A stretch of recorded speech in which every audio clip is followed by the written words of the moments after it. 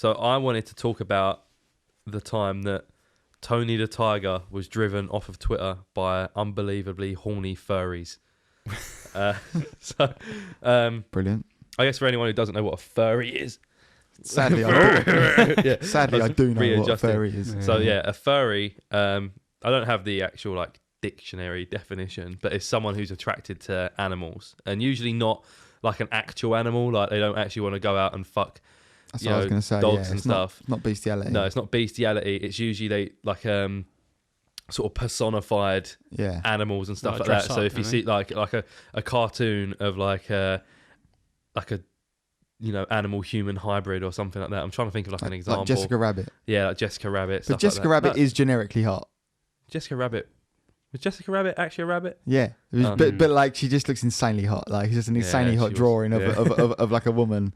But that also happens to be a rabbit. But I guess maybe not more. Don't they also like dressing up like animals and fucking each other? So like I think like from like real like tame sort of like furries will just have like a, I don't know, like use a butt plug that has like a big foxtail on it or something, and like fuck their missus like that or something. Yeah, okay. And then but then you can also go to the extreme where like you dress up with like ears and face paint and the tail and sort of act like an animal a little bit while you're getting fucked or whatever.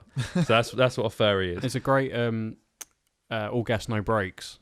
Oh yeah, I like that. There's a one where he goes to a furry convention because they have like big gatherings, big conventions. Channel?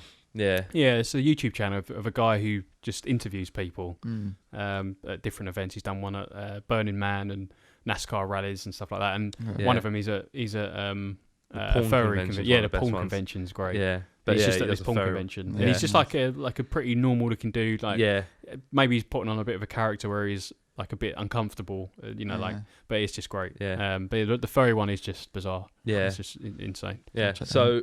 It says here that a little over 2 years ago, people were delighted to discover that in the replies to every tweet from @RealTonyTiger, the official Tony the Tiger Twitter account, dozens of mascot mad furries could be found begging the serial tiger for sex.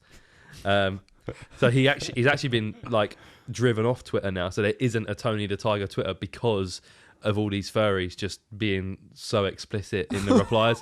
And obviously Kellogg's are trying to be like family friendly. Yeah. But like a Tony the Tiger of Twitter where he just goes on and says things are great. Yeah. So they tended to be pleas written in what grammarians refer to as the horny imperative. So for example, Real Tony Tiger, fist me, Tony. One user wrote in 2015, I love you. Clip that. We know Tony. Fist me, I love you.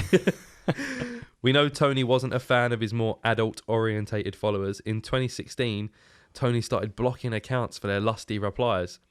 When the furries revolted, the account made what seemed to be the only acknowledgement it's ever made of the Tony the Tiger's incredibly horny fan base.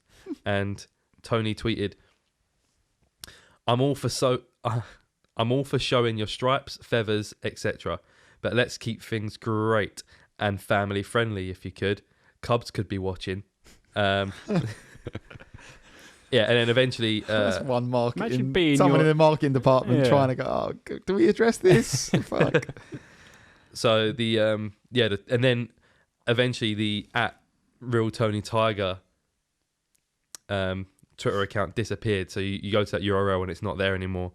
And then just one that's called like Frosted Flakes appeared. But obviously all the tweets are still there from when people did tweet @Tony the Tiger. So we've got some tweets I can read out here. Brilliant. That's great. So Tony tweeted out some like promo thing of him riding a bike, like a tandem bike. It'll be up on the screen, I guess. Just a tandem bike with some guy and like a kid. I don't know if that's like a famous guy or something. As some like promo, and said, when silly Insta dad Shalom Bursh Solomon invited me on a bike ride, I figured there would be multiple bikes, but this works, and that is it. So like just some stupid like company tweet, whatever. Yeah, like that's just stupid. But the replies to it. What make it. Where are they? fill me up with your frosted flakes, daddy. Is one.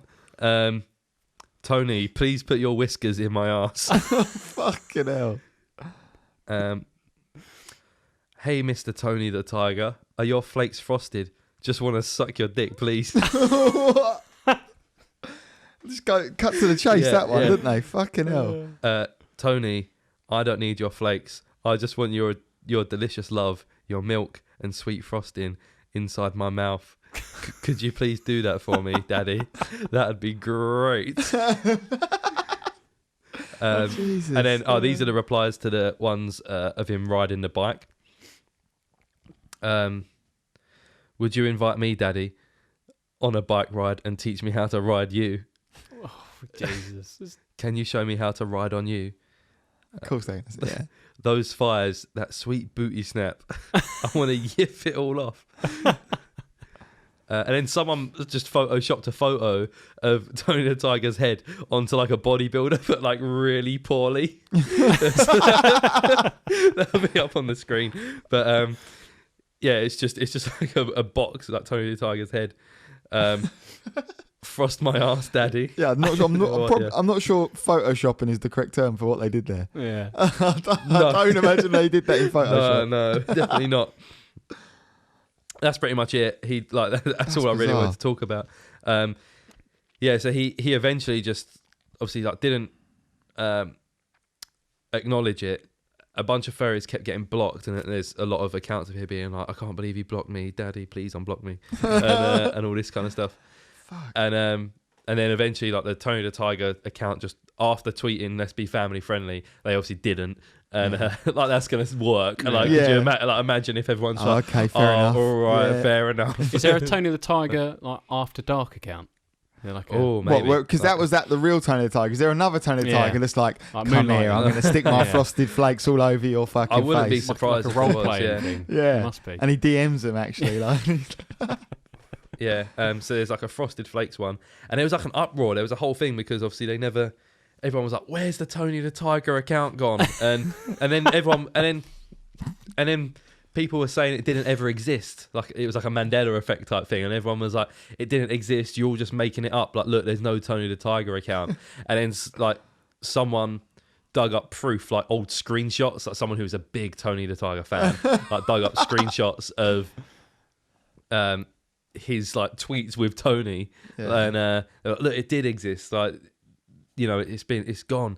And then someone found on a cereal box, there's like, at the real Tony Tiger. Brilliant. And it was like, look, see, it was there, and now there's just a Frosted Flakes account instead that doesn't tweet anything interesting.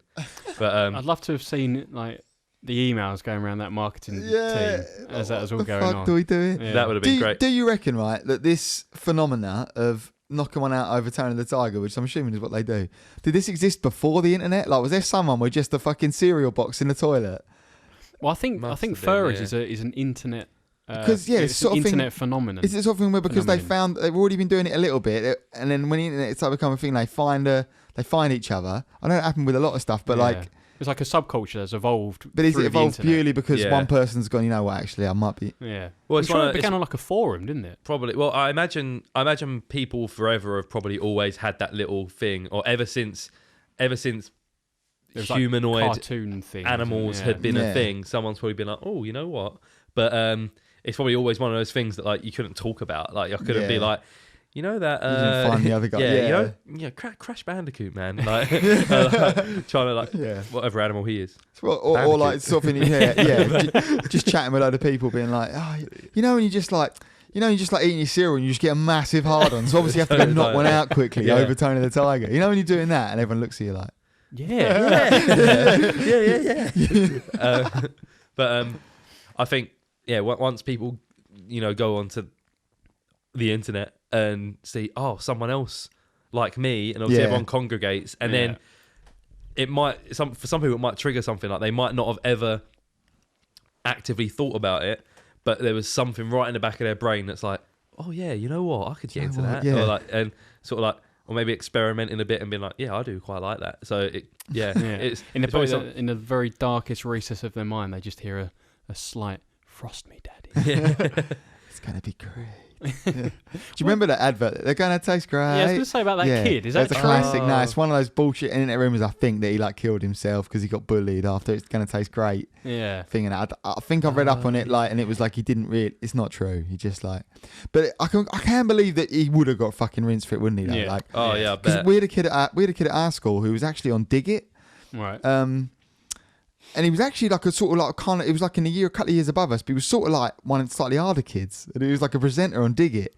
And my mate, just one of the guys I used to hang out with, just used every time we'd walk past me, he'd go, "Dig it, boy!" Like, and then he'd just run after us and try and beat us up. And eventually, he got expelled for fucking dealing drugs, and I think kicked off Dig It at the same time. Oh, mate. I know, what a thing to do. You might have to explain Dig It.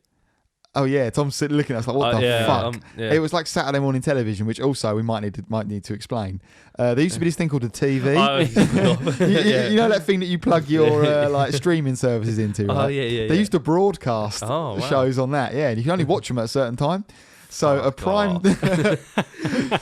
but so there used to be obviously Saturday morning television. Yeah. It was, but it was a show. They were like Live and Kicking, Dig It. I think it was like, and they'd have cartoons and a presenter and shit like that, and like the presenter in between it was one of these guys. It used to do Sunday actually, I think. Oh yeah.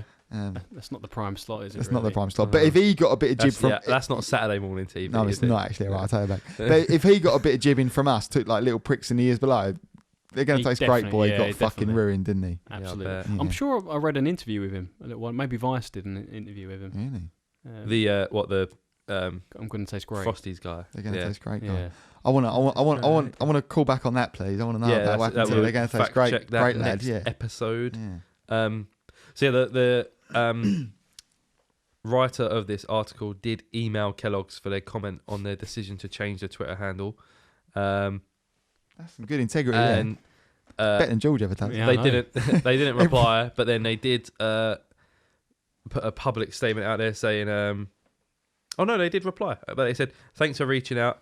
I mean, it was a writer at the Huffington Post. It wasn't us. But it says, "Thanks for reaching out. In July, the account was renamed to Frosted Flakes as we decided to broaden the content to more brand news." Obviously just like we didn't want. We had too many people wanking. Yeah, we had too many people messaging Tony Tiger and wanking marketing over was too cum heavy. That's pretty much it. There's so much filler in here that it's like hard to scroll through, but I pretty much just picked out the tweets and you get a gist for it as well. A gist.